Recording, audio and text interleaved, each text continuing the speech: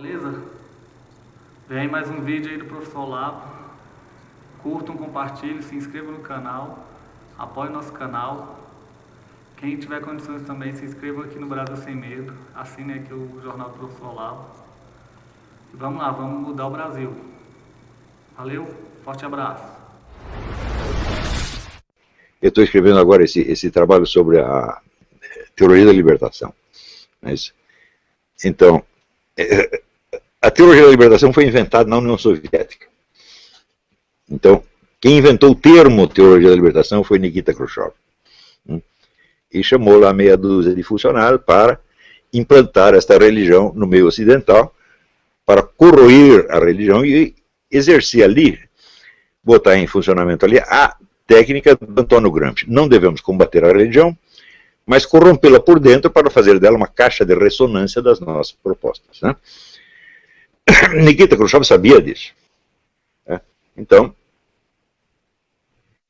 ele inventa a teologia da libertação e em 1968 cria um congresso internacional onde aquelas ideias já são apresentadas. 3 anos depois aparece o primeiro livro sobre teologia da libertação de autor latino-americano, que é o padre Gustavo Gutiérrez. 3 anos depois. Ele estava na conferência, ele ouviu as instruções de Nikita Khrushchev e escreveu o livro. Até hoje você vê tudo lá. Quem inventou a teologia da libertação foi o padre Gutiérrez. É claro que não.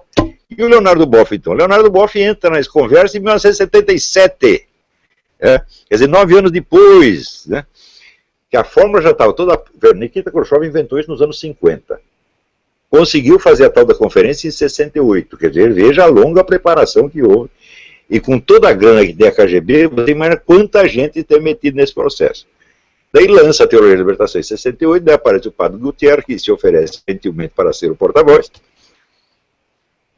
E, anos depois, né, a Igreja Católica resolve reagir. O que ela faz? O Papa João Paulo II manda lá o então cardeal Ratzinger fazer uma análise da teologia da libertação. O cardeal Ratzinger pega os livros do padre Gutiérrez e do Leonardo Boff e os analisa do ponto de vista da teologia católica. Mostrando que aquilo é incompatível com a doutrina católica.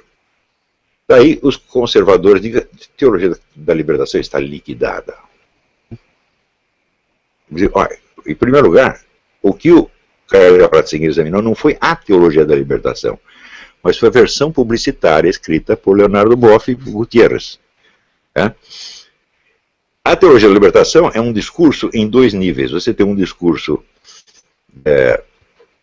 como é que se diz, podemos dizer, descritivo, teórico, que é puramente pretextual, são os pretextos teológicos. E você tem embaixo um discurso apelativo, que é o discurso unificador da militância, onde a militância se reconhece.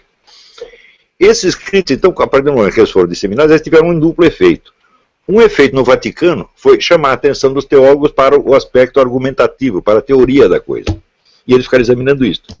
Enquanto estava lá o cardeal Ratzinger examinando as altas teorias, o discurso da teoria da libertação estava atuando no nível apelativo, no fundo da sociedade, criando as comunidades eclesiais de base, criando o PT, etc, etc. Tudo isso o cardeal Ratzinger não viu.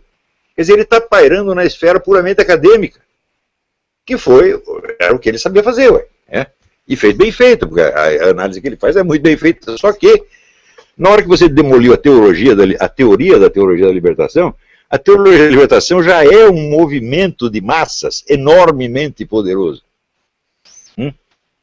E, mais ainda, a militância da teologia da libertação não está interessada no aspecto teológico da coisa. Se perguntar desses militantes quantos leram a análise do cardeal Ratzinger, ninguém leu. Então, eu comparo essas coisas, assim, a imagem que eu faço é o seguinte: tem um sujeito que começa a frequentar a sua casa sob o pretexto de que ele quer jogar poker, ou quer jogar buraco com você, mas na verdade ele está interessado em seduzir a sua mulher. Então ele precisa ter acesso à casa. Então ele está lá, ele já está comendo a sua mulher faz meses e você está tudo contente porque você ganhou as partidas de buraco ou de poker, entendeu? Então a vitória do cardeal Ratzinger sobre a teologia da libertação foi exatamente isto. Quer dizer, enquanto ele estava ganhando lá na esfera teórica acadêmica, os caras já tinham ocupado todo o terreno político que eles queriam. Então, isso aí, aliás, é um traço permanente, vamos dizer, da cultura do Ocidente. que vem do preceito democrático, de que você deve combater as ideias e não as pessoas. Eu digo, se você vai combater as ideias e não as pessoas, você vai ganhar todas as disputas acadêmicas e perder todas as disputas políticas, porque a disputa política não é uma disputa de ideias, é uma disputa de poder por pessoas. Né? Se você venceu o argumento do cara, mas ele continua no cargo, e você continua sendo um Zé Mané, ele ganhou, pô. Você provou que ele está errado, mas ele está lá, cheio de poder e de dinheiro, dizendo, estou errado, grande porcaria. Entendeu? Então a teologia da libertação ganhou na esfera política o que ela perdeu na esfera teológica, que não interessa para nenhum dos seus militantes. Né? Então, isso aí mostra a fraqueza da reação da Igreja Católica a esta, não só a penetração de ideias comunistas, mas a penetração do Islã também. Por que que acontece isso? Porque a Igreja Católica perdeu o senso da unidade da civilização, da unidade do processo histórico, e ela está tratando as ideias como se fossem coisas separadas do mundo prático. Ela fica debatendo no mundo das ideias, meu Deus do céu. Ora, o sentido de uma ideia não é só o que está escrito, é aquilo que se faz na prática a partir dela. Né? Esse é o verdadeiro sentido. Então, essa coisa de que existe aqui uma doutrina ideal, mas na prática as pessoas fizeram outra coisa, esta é uma ideia errada, típica do liberalismo ocidental, de que as ideias são puras e a prática as corrompe. Digo, não, a prática corrupta está dentro das ideias.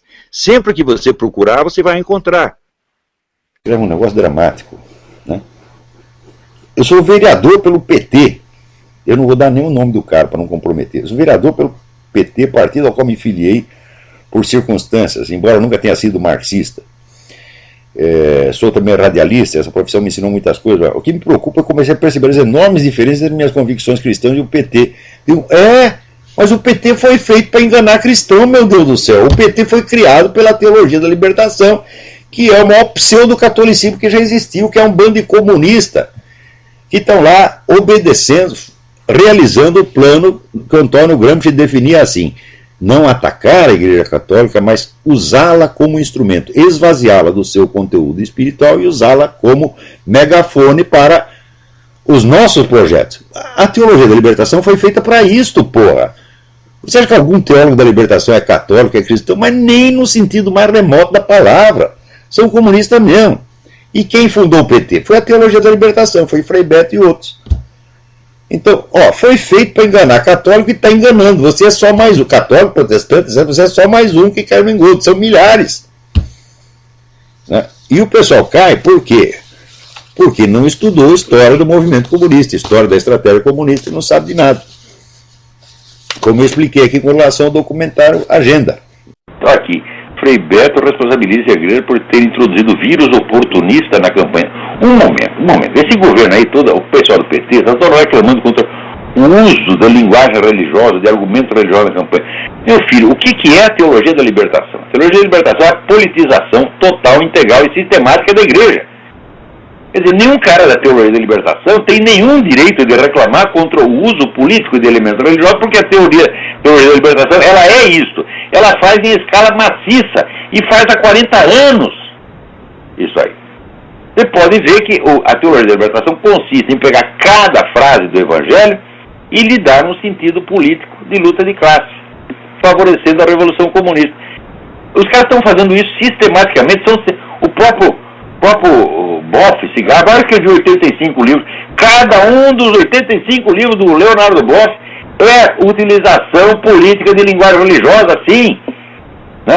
Daí, de repente, aparecem os bispos dizendo a coisa mais simples, a coisa que está na doutrina da igreja, o católico não pode votar em candidato comunista e não pode votar em candidato abortista, não pode mesmo, isso é oficial da igreja.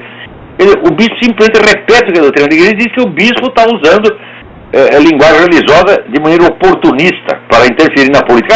Porra! Né? Quer dizer, o Frei Beto é assim, ele é o fake total, até o sobrenome dele é Cristo, veja, o sobrenome se chama Cristo, Xeristo, né? Então, Ele parece, assim, brincadeira do diabo mesmo, né? Ai. O Frei Beto foi um dos criadores do Foro de São Paulo. Né? E o que é teoria da libertação, comunidades eclesiais de base, se não aproveitamento político da linguagem religiosa? Quer dizer, é o negócio do Lenin, né? Acuse-os do que você faz, xingue-os do que você é. Só que é o seguinte, eles fazem a coisa em larga escala e depois eles pegam uma coisa que é apenas uma aparência do outro lado e acusam de estar fazendo o que eles estão fazendo. Frequentemente eles acusam primeiro e fazem depois.